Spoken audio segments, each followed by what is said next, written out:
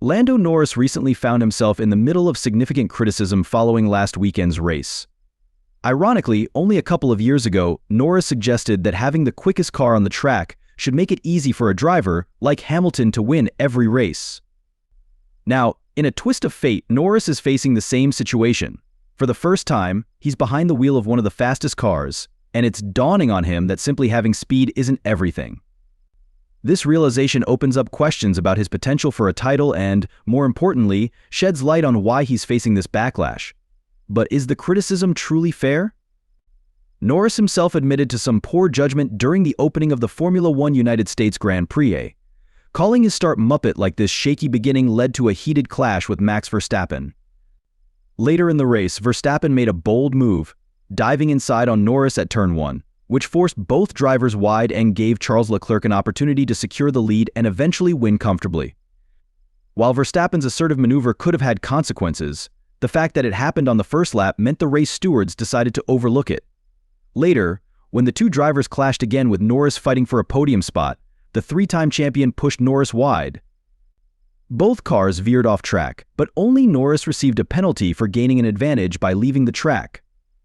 The post-race analysis brought in considerable criticism, with many disagreeing with the decision. Norris accepted some blame for allowing Verstappen the opportunity in the first corner, acknowledging, "If I hadn't driven like a Muppet at turn 1, I might have been in the lead and avoided this conversation entirely." Despite the loss, Norris still enjoyed the competitive battle. He admitted, "It was a tough fight, but a good one. I just didn't perform well enough to win." Meanwhile, McLaren's team principal, Andrea Stella, carefully avoided directing frustration toward Verstappen, choosing instead to express disappointment in the steward's approach to the rules. Norris also showed respect for Verstappen, commenting, "Max drove exceptionally well. It's incredibly challenging to battle at this level, especially when you're side by side. There are so many factors to account for: older tires, different bumps, dirt on the track. It's tough. Despite everything, it was an enjoyable, respectful race, yet some might sympathize with Norris's position.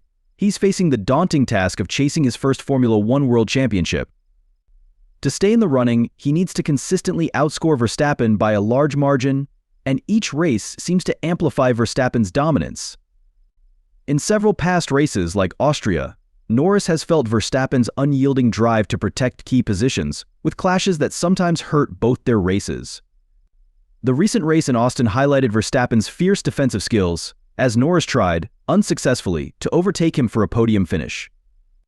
Rather than celebrating the impressive skills of both drivers or Ferrari's win, the discussion turned toward issues with regulation consistency and steward decisions. The Austin incident, particularly at turn 12, left Formula One fans debating the rules and the way stewards enforce them.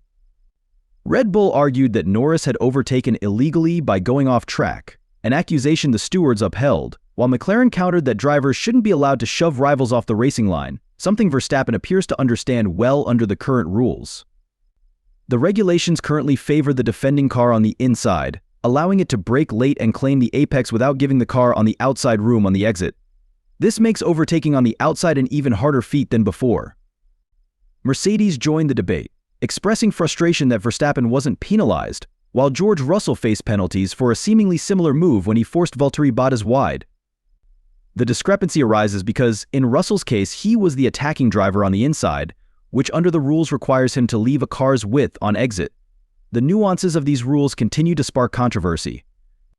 Interestingly, these guidelines mostly focus on the actions of the attacking car, emphasizing that they should drive safely, stay within track limits, and ensure room for competitors. Since Verstappen didn't technically break these rules, Norris received only a minor 5-second penalty rather than a more severe one. The lighter penalty also accounted for Norris's fourth track limits offense, avoiding a harsher penalty that could have altered the final results. This regulation leniency on the first lap further complicates things for both drivers and fans. At the start of a race, stewards adopt a more relaxed, let-them-race approach, which emboldens drivers to push harder in those initial turns. However, it also creates confusion for viewers, who struggle to see consistent application of rules across different situations. Ultimately, the regulations give stewards leeway to interpret cases individually, allowing room for varying conclusions, a practice that both Red Bull and McLaren demonstrated in this scenario.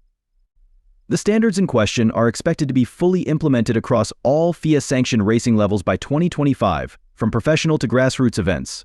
However, recent debates have prompted officials to reconsider certain aspects, especially around overtaking dynamics. The big question is whether future guidelines could allow an attacking driver to hold their position when forced off track. If this change happens, it might encourage more side-by-side racing within the track boundaries instead of pushing drivers off course. But for now, it's an issue that Formula One and the FIA must address before making these rules an official part of racing strategy.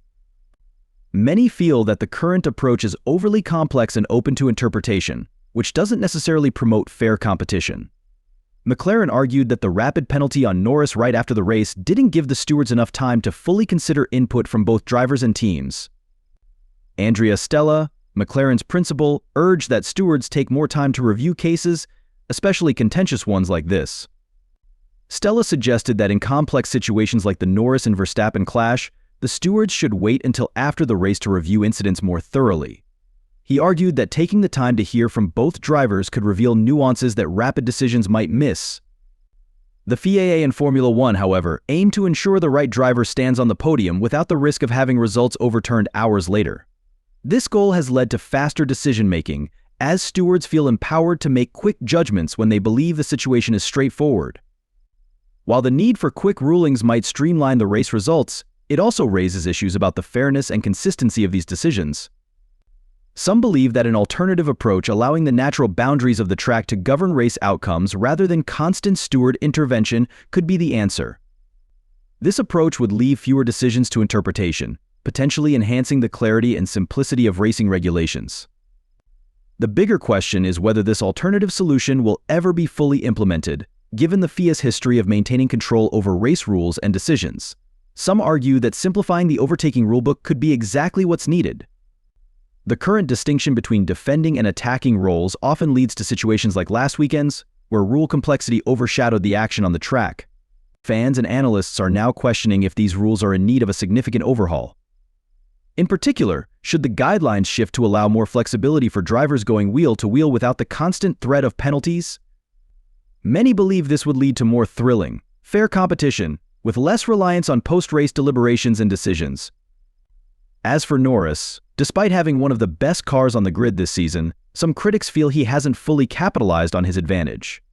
With over 15 races under his belt in a top-performing car, expectations are high.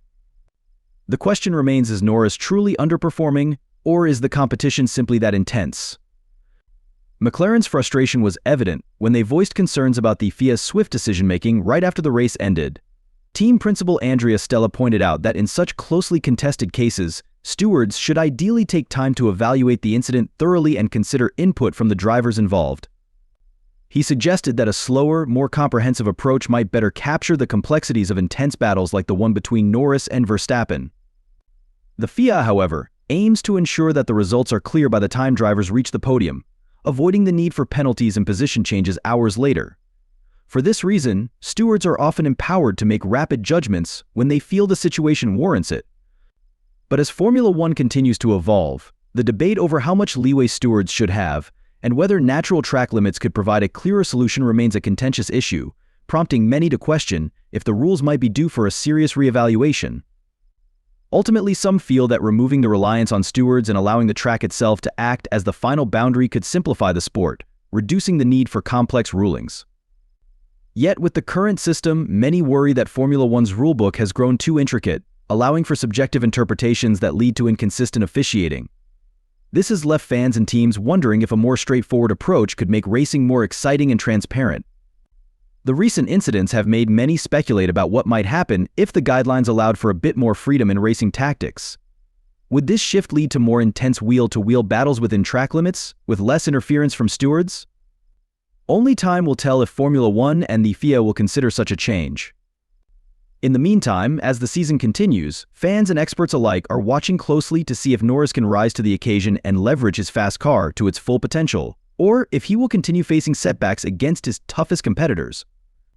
McLaren's latest complaint also touches on the speed of the FIA's post-race decision-making. Andrea Stella suggested that the steward's quick penalty for Norris prevented a full understanding of what both drivers had to say. Stella argued that in tightly contested situations like Norris's battle with Verstappen, a more thorough review could capture the nuances missed in the heat of the moment. The FIA, though, remains committed to awarding podium places promptly, believing that rapid decisions avoid a scenario where drivers are penalized hours later.